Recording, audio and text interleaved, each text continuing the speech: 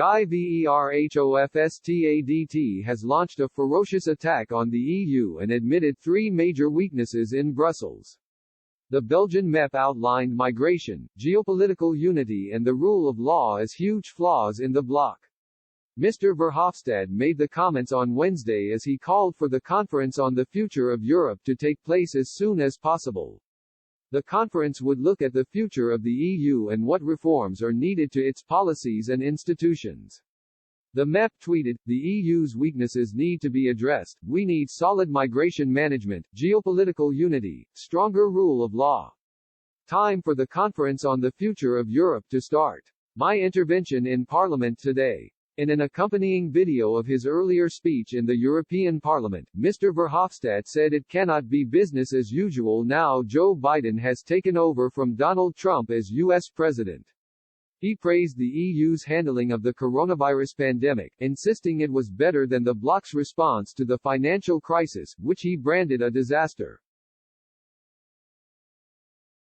Mr. Verhofstadt, who has been a fierce critic of Brexit, continued, "But there are still weaknesses in the EU. Migration is not solved. The problem of our geopolitical weaknesses, in our relationship for example to Russia, is not solved. The rule of law, a number of countries not abiding by the rules. So I think this conference we need it urgently." Mr. Verhofstadt's tweet sparked a mixed response from other Twitter users. Ex-Brexit Party MEP Lance Foreman commented, "You need to get rid of the euro. That would solve the vast majority of your current and future problems."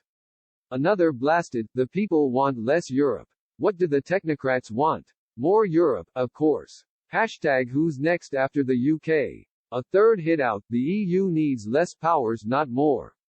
Carry on Guy, you will destroy the EU in 10 years.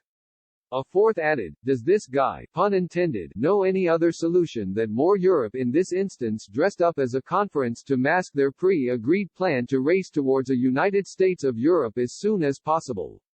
But another said, "Thank you for your continued efforts Guy. I stand in solidarity with Europe. I am European." In an earlier tweet on Wednesday, Mr. Verhofstadt celebrated as Mr. Trump left the White House on the day of Mr. Biden's inauguration. He said, "Bye-bye, Mr. Trump. The only tears in Europe will be from the far right and their friends in the Kremlin. Now, let the repair work begin."